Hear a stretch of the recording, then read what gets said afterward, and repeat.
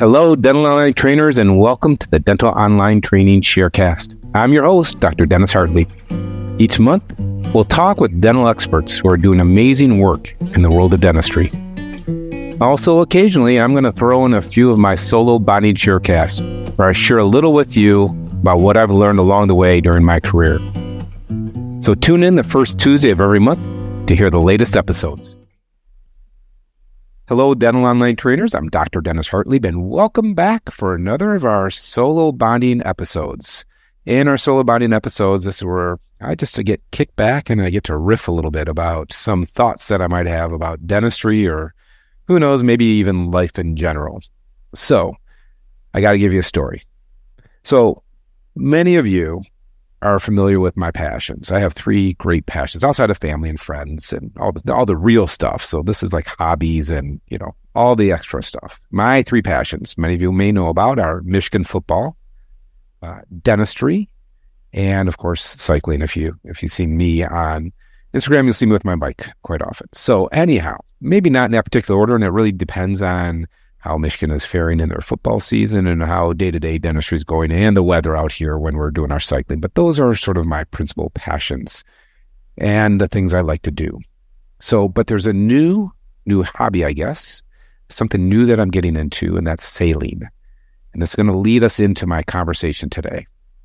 So my other half, Angela, and I, we recently bought a sailing boat. Now, I have some sailing experience. I've taken some classes and I've done a little bit of sailing, but I am no way near an expert. And it's really, truly not a passion of mine. But Angela's quite the sailor, and it is a passion of hers. So we bought a boat. We bought an old boat. We bought a 1963 32-foot Chesapeake sailing boat. It's really beautiful. The name of the boat is called Cracane. Cracagene, which I think actually, as it turns out, rhymes with migraine, because this boat's been kind of a headache for us. Let me tell you about it. We had to pick the boat up in Sheboygan, Wisconsin, which is about 50 miles north of where we live in Milwaukee. We had to sail it down, and we spent our first day rigging the boat and learning about the boat and sailing it. And we had a stop point about halfway down in Port Washington. And we had a slip there rented for the night. So for those not familiar with boating, a slip is a place where you park your boat, and you got to rent it out just like you would park out, like rent a RV spot or something like that. So we have a slip rented out for the night, and then we're going to go the second half of the journey the second day. And sailing is going, and the wind is in our face. So for those who don't sail, we have to tack, or what's called zigzagging, because you can't sail directly into the wind. So you have to sort of tack or zigzag your way, and we're heading south. So we're making our sailing, and then at some point we realize we have to start motoring, and our sailboat has a motor. We have to start motoring because it's getting late and we need to get into the slip before it's too late. And so we bring down our sail. It's a beautiful evening, and we're motoring down, and the motor is working great until it doesn't, and the motor dies. The motor stops. So we're out on Lake Michigan. Lake Michigan, if you've not been around Lake Michigan's like an ocean. I mean, it's big, right? But fortunately, we're close to land. We can, we're not that far off land. The motor stops, and so we get to start back up. And again, this is a 1963 boat. This boat's as old as I am, and it starts back up. All right, good. We're doing all right, and it stops and it starts back up. Bottom line is we finally get into the marina. We get into the slip. It's very late, but we get in, and the boat made it. Cracane made it. So happy days. So we're there. Really late, but we're there. We get up the next morning. I know a little bit about engines. My dad used to work for General Motors, and we used to do a lot of car stuff when I was a kid. And so, but it's been a long time. I mean, that's when I was a kid. I'm no longer a kid. So I'm going back in my memory bank and checking things out, and things seem fine. And so the boat had been stored over the winter and had like 3/4 of a gas tank. So I thought, well, maybe there's some condensation in the tank. Let's fill it up with some good premium fuel and see if that's going to work for us. So the boat starts up early in the morning, no problem. We fill it up, and we have a beautiful second sail all the way down to Chicago. Then all the way to Milwaukee. We have to start motoring in, and of course the motor stops on us again. It's a very helpless feeling when your boat motor dies on you. This is way different. I mean, it's bad when your car motor, when that red light comes on and all of a sudden you got to pull over in your cars. That's happened more than once in my life. That's an awful feeling. But I got to tell you, what's way worse is when your boat fails. I cannot even imagine what it's like flying a plane and having engine problems. So, in degree of order, magnitude, car, or I say bicycle, car, boat, and then probably airplane, I would think for sure. But anyhow, it's no fun being on a big lake like Lake Michigan and your motor not working. Bottom line, we got into our slip, and then that week I call around to see if I can get someone to come look at our engine. So I call the first place and I start describing the boat. I say I have a 1963 Chesapeake sailboat. And I describe the engine, and the guy immediately cuts me off. He says, "Hate to cut you off, but you need an old guy for that." That's what he says. You need an old guy for that. Because new motors aren't the same as old motors, apparently. And it made me think. And made me laugh, and because I'm like now probably an old guy, especially in dentistry, right? So I started thinking about, you need an old guy in dentistry. And I started thinking about my career and things that I've learned. There are techniques that I do today that I was doing decades ago, for instance, like night guards. But you know what? Understanding more about joint health and joint dysfunction, or joints, I understand how to adjust a splint, and when it's not working, and why it's not working, that I didn't understand a decade ago as well, or for sure 2 decades ago, and certainly 3 decades ago when I was a very young dentist, right? So I'm still adjusting night guards, I'm still adjusting splints. But being, if you will, an old guy, an established practitioner, I've learned so much that's been so valuable. And as I'm doing these adjustments today, without even recognizing, I reflect back on other patients that would have similar issues and what I've learned from them and what I've learned along the way from, people like Frank Spear and Jack Coyce and Dawson, Jim McKee, right? So many people have taught me about joint health, joint dysfunction, splints, stuff like that all accumulates, all that little knowledge base accumulates. And now I'm at a point where it's like, yeah, I've been there, I've seen that, right? And this is true with like difficult restorative procedures, right? You have like a really deep class 2 box, maybe the distal wall is broken off of the upper second molar. Things that are still challenging because it's not easy. I don't think it's easy at all. But I have that experience as an established practitioner, as an old guy, that I can look at these things and say, okay, I've been down this path. This is familiar territory. We can manage this. There's some comfort in that. And one of the challenges, right, when you're a young provider, is you have all this enthusiasm and all this eagerness, but you have a lack of experience, right? And sometimes it's lack of patience, and you want to get more experience. And it's difficult to be patient while you start getting that experience. And unfortunately, all of us suffer from having failures, clinical failures, simply because we don't have a lot of clinical experience. When I was a young dentist, I knew that I was unprepared, and it's not from the fault of the school. I just had challenges understanding how all the disciplines of dentistry are related together. Orthodontics, perio, surgical, restorative, crown and bridge, what have you. And then even like implants as those were coming in. And I couldn't figure out how they all interconnected together. And I decided as a young dentist, I was going to look for seasoned specialists so I could learn from their experiences. So I found periodontist, Alan Rosenfeld, who had 20 years on me, because I wanted someone who's worked with other dentists, has gone down the path of doing procedures, and could give me guidance. Hey, dentist, I've seen this when other dentists have done this, and just give me guidance. I worked with Dr. John Ford, an orthodontist, and Jerry Elward, orthodontist, who were terrific, and they guided me. They had more experience, and they guided me like, hey, if we do this, this is what I would expect to happen, and this would be a good timing for whatever, put in a procedure, right? So maybe we should do some orthodontics first, and then do this, and then finish up the orthodontist, or what have you, and learning from their experiences. So it's critical to go get your continuing education and go to meetings and see how people are doing things. And in today's world of interdisciplinary dental therapy, where people are managing cases, working together with their orthodontist and their surgeon and the restorative, working it all together, that's awesome. But it's also great to rely on people who have more experience. Steve Potashnik was a prosthodontist that I would reach out to, or Steve Fisher was a great general dentist, Bob Lowe, phenomenal dentist, and I would reach out to them and get guidance, like, help me work through these cases. So I would seek out the old guys, and it doesn't have to be a guy, right? It's a man or a woman, but someone who's experienced.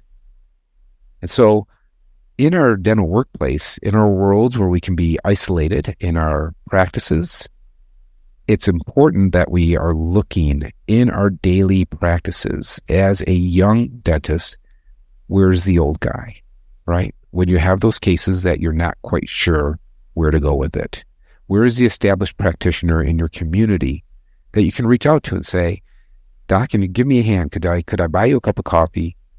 Could you spare a few minutes with me and give me some thoughts on this case that I have going on? It was not unusual for me to refer cases to prosthodontists when I was first starting out, because I just didn't know how to handle the complexity. But I would go and I would learn on how they were managing those patients so that I would be able to do it myself. So in dentistry, I think it's critical that we look towards mentorship to help guide us as we're going on our path into learning how to do better and better dentistry. I think this is really true as we're getting more and more into implants.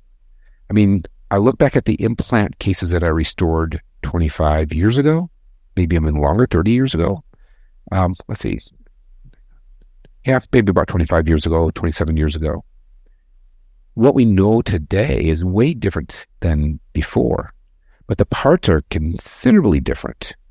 And so when you are a dentist and a case comes in, a patient walks in and they have some old implants that need some help, you may need to be reaching out to someone who has experience with those older implants. So your Carcane, your 1963 32-foot Chesapeake, right? There should be no embarrassment as a dentist to reach out to our colleagues, right? We have all gone through the process of learning, and we all need help and mentorship as we're growing through. So I would say this. I want to leave you with these few thoughts.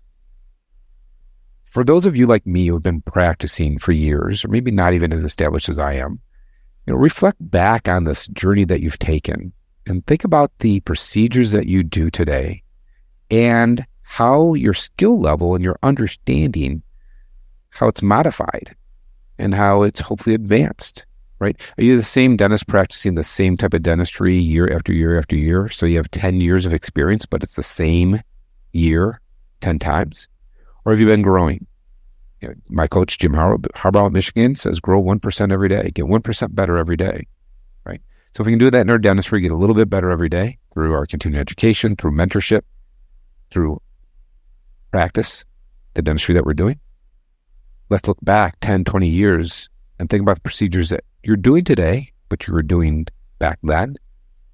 And maybe be a little bit proud that, hey, this is how I've advanced, and I'm able to serve my patients even better. Secondly, if you're challenged by a case, don't be afraid to reach out, right? It's way, way better. I mean, it's about the patient, right? It's about the patient. So seek mentorship in those challenging cases. Seek orthodontics, if you have an orthodontic specialist in your community, reach out to them. If you're getting into Invisalign, if you're getting into tray treatment, or even if you're going to be placing brackets, be upfront with them. They're going to find out anyhow. So say, look, I want to dabble in some orthodontics. Would you be okay guiding me? I'm still going to send you the more challenging cases, but could you guide me on this? It's a much better way than getting into a case that you can't get yourself out of and then have to refer the person over. So seek that mentorship. If you buy an established practice, hold on to the old stuff. You may have someone who walks in with a Brandmark implant from the 90s, and all of a sudden you're like, well, maybe we have something in this little box here. that we came in with this practice. And there it is. There might be maybe there's a loose screw, a broken screw, and you find an old screw that you can use. Because some of these parts we're not going to be able to get. We can't get anymore. So keep your old parts, right? And as we're getting more and more to digital workflow, we rarely take impressions on our patients these days. But you know what? We still do. And I don't know what's going to look like in 10 to 20 years. But I do think that there's probably always going to be a place that you need something more immediate than what you can by scanning and printing. But that may be false, right? The way things are advancing today. But be careful. If you have some old stuff, hang on to that, because you never know who's going to walk in the door and you might be able to use it. Finally, for our young practitioners, enjoy the journey. Accept the challenges. Dentistry is a tough profession, man. I love it, but it's a tough profession, right? We have to manage our patients. Clinically, dentistry is difficult. We're working in the back of the mouth, working with a mirror. You got water spray, you got tongues, you got cheeks, right? Patients with limited opening, people, with all sorts of challenges. And dentistry is difficult. And then we had the challenges of meeting patients' expectations. And then we're also, if you own your own practice, or even as an associate, you're still managing team members and you're still a leader in the practice, all of which are challenges, right? These are heavy weights that we carry as we wear all these different hats within our practice.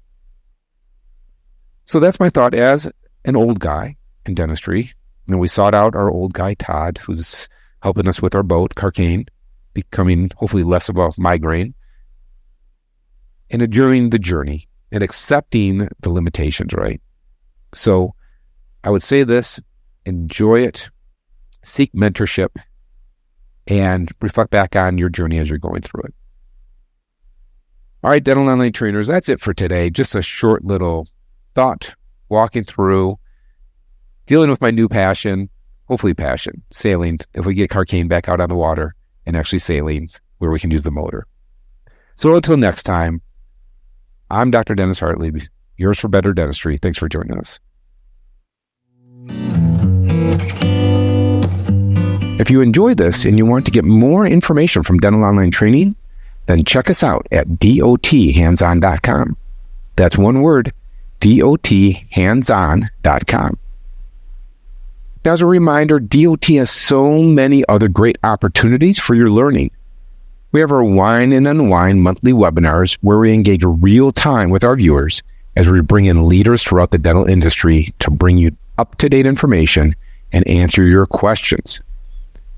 We have our monthly Coffee and Donut Study Club sessions where our participants bring in cases and we treatment plan these cases together to help you with the dentistry that you provide for your patients. We have our live virtual workshops where our dental online trainers perform the same techniques from their kits in the comfort of their own home or office as I'm doing the same procedure under our video camera. We have our blogs and we have an endless selection of hands-on pre-recorded technique courses to help you improve the quality of the clinical dentistry that you provide for your patients. That's right, with our on-demand courses, you do these hands-on exercises when the time is right for you. So check us out on Instagram, Facebook, or LinkedIn at Dental Online Training. And hey, be sure to share this with your friends and colleagues who you think might benefit from this Sharecast and everything that we have to offer with Dental Online Training. And hey, how about one of those coveted 5-star ratings? We would love it and appreciate it if you could take the time and just give us one of those great 5-star ratings.